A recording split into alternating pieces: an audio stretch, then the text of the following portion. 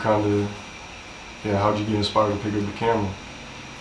Originally, it was because I was rapping, and this is another thing. People always be getting mad at us saying like we taxing for videos. Right. I felt the same way when I was a rapper, but I ain't get mad at the video. I just was like, I'm gonna buy my own camera and do it. But it was way more than what I thought, so I wasn't really doing it. But that case happened, and I got put on house arrest. So then at that point, I was bored as fuck. I ain't had nothing else to do. So I just gave my sister the camera, told her to record me, and just edited my own videos. And I learned it that way. So like the case kind of helped in a way, because if all this shit didn't happen, I wouldn't be doing this shit. I would have never had the patience to sit down and learn this shit. Right. Yeah. Okay. No, that's real. And then, was it just you editing your own videos at first? Yeah. And then like, I'm assuming like probably homies and like other artists probably start asking you like, yo, can you shoot my video, or how did that kind of go? Yeah, I was doing my own videos, and then a couple people was hitting me up, and I was like, damn, y'all gonna pay me for this? Like I really thought I felt like I was finessing. Yeah. 'Cause that's like how I came up. That's what I used to do, a lot of shit like that. So like it felt like a finesse. I'm like, y'all about to pay me? I think I'm a cameraman. Like, and I was just taking the money and doing it, but they liked the shit. So I'm like, oh shit, maybe I could do this, but I wasn't really making no real money from it. To be honest, it was like I couldn't live off of it. It just came through randomly. And I was still working a job, all type of shit. And one day I quit my job, because it's a long story. Fuck Papa John's on Division and Wednesday. I ain't gonna lie, I did not fuck with y'all. Fuck y'all. I don't even eat at Papa John's no more, but that job, that's the last job I worked in life. Like, that was the worst experience ever. Damn, I fuck with Papa John's too. Okay, that food, yeah. I walked out of there, and I ain't had no plan. I had rent to pay and shit. And I ended up doing my first interview with Tay. But I just was doing shit at that point, just doing some shit. Just trying. And it went up, and I seen the potential. And I'm like, let me do this. I think my first check probably was like $200 or some shit. On YouTube? Yeah, I was happy as hell. Then the next one, it was more than that. And it just kept multiplying. I'm like, all right, this is what I'm gonna do. I was still struggling a little at first, but like I seen the potential, so I just thought it out type shit. That's real, okay. As far as like the videography and stuff goes, were people paying you for videos off the bat? Or when you first started shooting the videos, were people paying you? Yeah, but I was shooting like free shit, but not much, because I ain't had a love for it for real, so I wasn't really gonna do it for free. But like my homies and shit, people I believe in. But then once it got to the point I feel like motherfuckers using me, I stopped doing that shit too. Because you would notice like, you know, you feel like it's your homie, they might not got the money, but once you see they go pay somebody else full price, and you don't even pay the discount price, it's like, oh no, you're using me, bro. Like, shit, I ain't even ask you the full price. So it's like, I don't really agree with the free shit unless it's beneficial on both ends. Like, if I'm working for free, it ain't free. So initially you're like getting paid a little bit, doing some videos for free, but then you say you did the interview with Tay 600, that was your first interview? Yeah. When, how long were you doing the camera shit when that interview came up? Not long. Like, I wouldn't even consider myself a cameraman for real. Like, I told you, I thought I was finessing.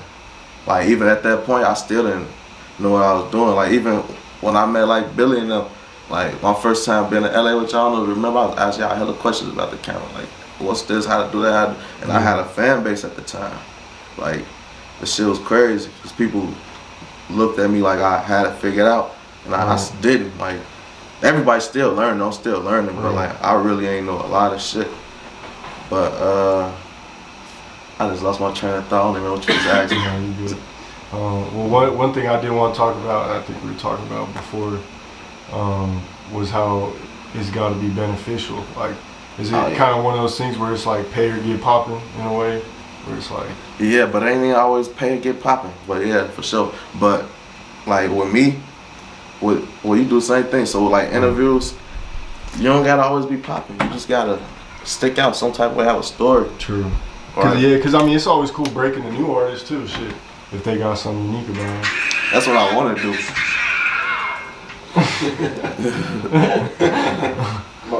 That's really what I want to do though, you know, break the new artists and feel better. It's more organic, like they don't got to deal with no no rapper ass activity. You know how certain rappers they get on their high horse. Like you dealing with people, the genuine them, the real them in the beginning. Like I like that shit. They appreciate you more.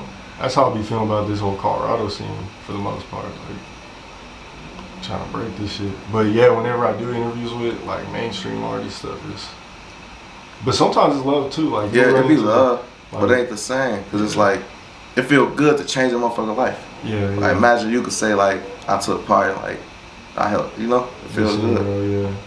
If they thorough. It's like you help them, they help you. Like I'm the type of person, I try to help everybody around me as long as you're doing something. Right. But I learned, like everybody ain't like that. It's like you would be exhausting yourself to everybody not getting that same energy. And I don't get why people ain't like that, because it seems like it makes sense. Right. It'll be like, a lot of people might look at like, you do interviews, I do interviews, I was competition. No. Right. Yeah. It'll be like, motherfuckers build each other up type shit. Facts. You might pass me on some crazy shit. Now I need an interview with you. You feel me? Like that shit happens. Yeah. Bros, rappers that I done DM'd that they ain't respond. Right. And now they want to work. I don't take it personal though. I know how it go. Yeah. But that just show you how shit happen. Right. Now that's real of you to not take it personal, because I feel like a lot of people do. You know. Yeah, they do. They understand. Right.